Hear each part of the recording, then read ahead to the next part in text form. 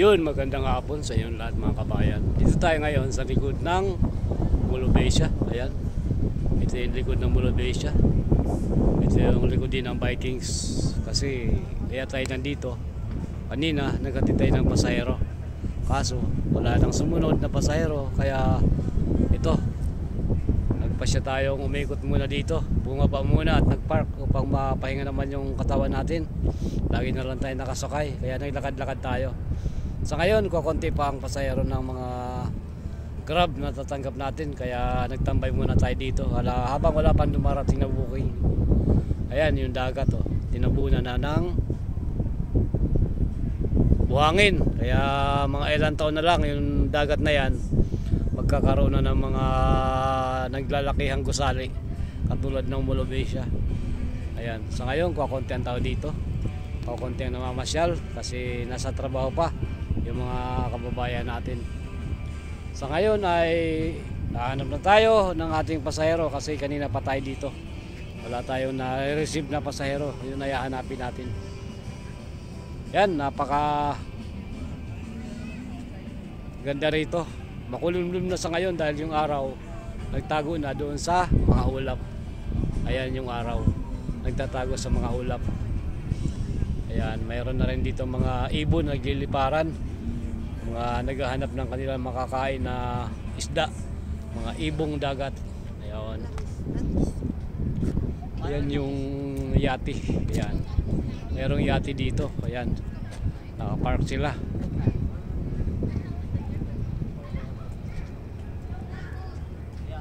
Yung mga dating dagat ngayon ay buhangin na yan. Buhangin na rin yan.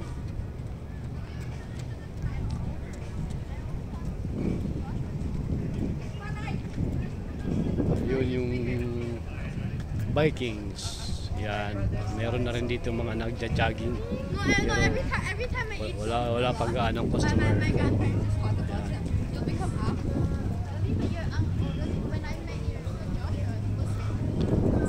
Yan yung mga yati.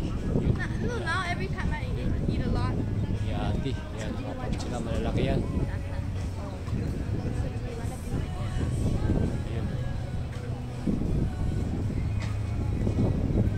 Tapos dito, yung Vikings, ayan yung mga kainan, yung mga puwan. Pero sa ngayon, wala pang customer. Ayan, wala pang customer. Ayan yung parking area nila, maluwag pa rin. Bali yung Vikings dito, dalawa. Yan, isa yan. Tapos yung pangalawa, nandun sa unahan. Ayan. Pero sa ngayon, wala pa silang gaanong customer. Kaya wala pang traffic dito, maluwag pa yung parking area. Yan, nakita nyo naman yung dagat. Ayan o, napakaganda ng mga niyog. Matibay yung mga niyog niya yan. Marami nang daan na bagyo yan, pero nandiyan pa rin sila nakatayo. Sa ngayon ay ito, pupunta na tayo dun sa sakyan natin kung saan tayo nakapark. Tayo ay maghahanap na ng ating pasahero para makaboundary na tayo.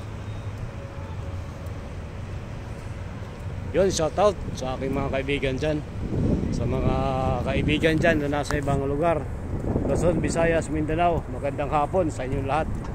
Laban lang, huwag kayong susuko, tuloy ang buhay mga sir, mga kabayan. Don't forget nga pala to subscribe my YouTube channel, Doraemon Travel Vlog. Magandang hapon sa inyong lahat.